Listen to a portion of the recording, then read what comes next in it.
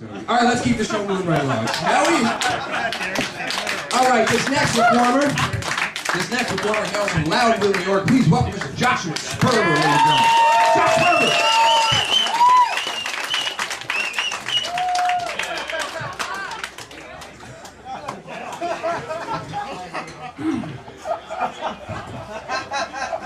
Charming to the last.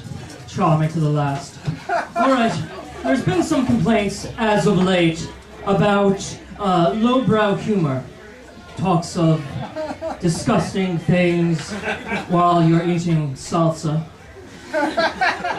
So, I'm an oral interpretation teacher, and I got into character for this evening because I just want to let you know that humor can be witty, it can be highbrow, it doesn't have to be disgusting all the time. So what I did was I actually have this excerpt, and this is going to be a lot. I'll actually do jokes later on, but this is just an excerpt. If you're around, just relax, okay?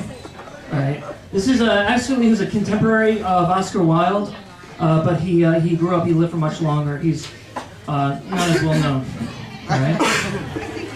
When I was but a child, my father, who was particularly inattentive and aloof, once, completely to the surprise of both my siblings and myself, not to mention out of character, accompanied my brothers and I to the London Zoo to see the opening of the new ape exhibit. For those were times, decades before the Great War, when time for leisure was ample, and the crown was rich with such exquisite diversions.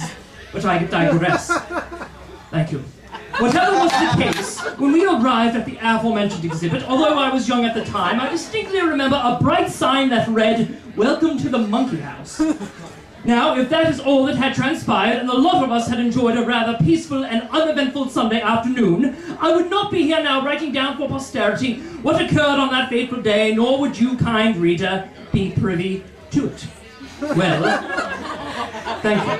To abridge a rather long story, although I am sure a great number of you have already been thinking to yourselves, it is far too late for that, my good sir. When my father was preoccupied gazing at a woman's ankles, which had incidentally become exposed when a gust of refreshing wind swept through our place of placement, and I do apologize to the reader for this obscene detail, but unfortunately I find it necessary at this point to fully illustrate the complete disregard my father had when it came to supervising both my siblings and myself.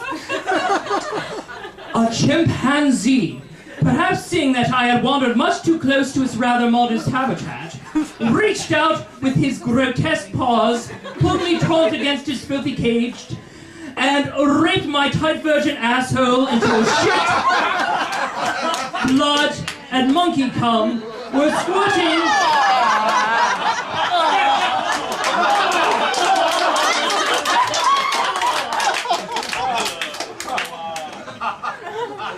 Were squirting all about in heinous harmony,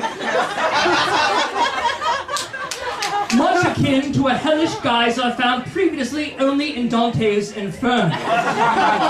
Oh, for the love of the Queen! I heard a woman exclaim as my sphincter were torn in twain.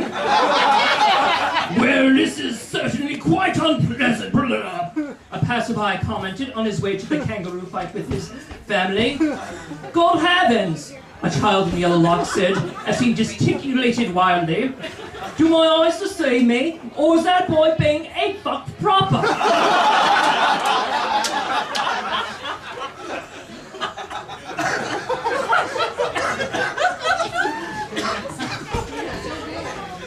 So it is without danger of understatement that I categorize the thesis of my essay as chaotic, but although I recovered physically from the attack, I still suffer from what my newfangled physician calls a neurosis.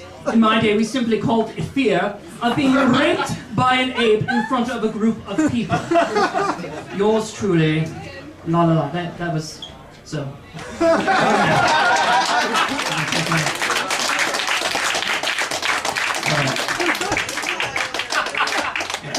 All right, so what's funny about that joke is it's funny that it's happening to a little boy, right? But if it were a little girl, that would be horrible because, and I know little girls, okay, they're sweet and adorable, and little boys are just completely obnoxious. And a little boy could say the same exact thing as a little girl, and it'll be precious. All right? When a little girl says it'll be precious, and when a little boy says it's annoying. For instance, say a little girl around 9 o'clock comes down from her room and basically says, I don't want to go to bed. There are monsters under there, and I'd rather cuddle and play with you.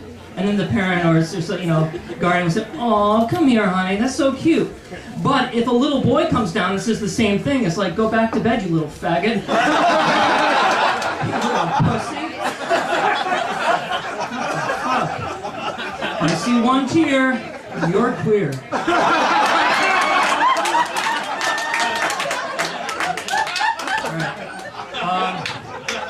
So I want to do this one last thing. It's kind of an abusive situation. But, all right, I love how Friends, and I'll do this last bit, I love how Friends, they promise, this only happens in performance or theater or band, they'll promise to come to the show, and they act as if one day they might come, right? It's not like, hey, I'll go to the show. Yes, I want to go to the movies, go to Chili's. They don't say, yes, one day we will go to Chili's, and one day we will see that movie.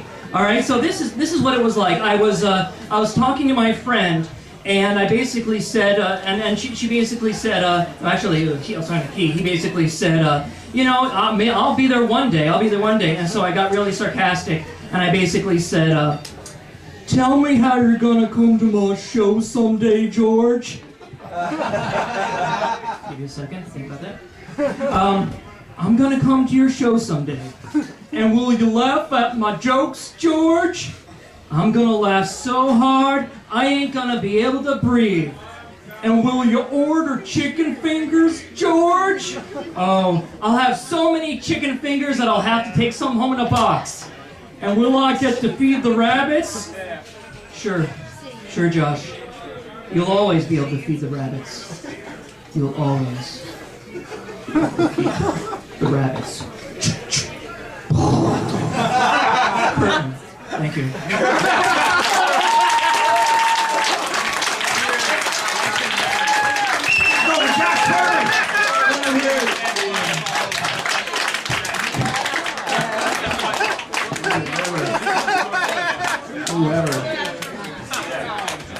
Whoever thought you'd come to a comedy show and hear like a comedian end on a Catcher in a Rye joke?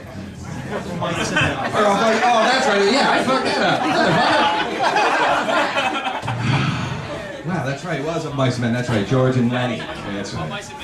Yeah, that's it. Yeah, exactly. That's where I was. What did I say? Oh, yeah, Catcher in a Rye. That's like a sound. Yeah. Who was Mice and Men? Was it Steinbeck. Simon? Oh, yeah, okay, that's right. Sorry. That was good. He's talking about, I have 15 nieces and nephews, and I have to babysit them sometimes. I'm not as creepy as, like, I would never let fucking Josh hear my fucking niece. Oh, your babysitter's here. So, hello, children. Run! George, you're sick and I hope you don't get well. I love you. Did you just see that? I don't know if you can see that. You are the best. You are awesome.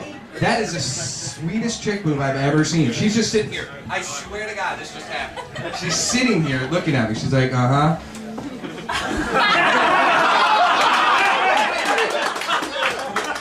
That is hot. I'll get you another picture. This is good.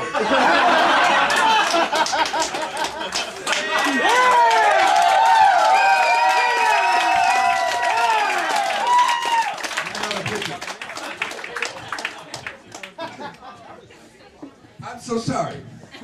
You know what?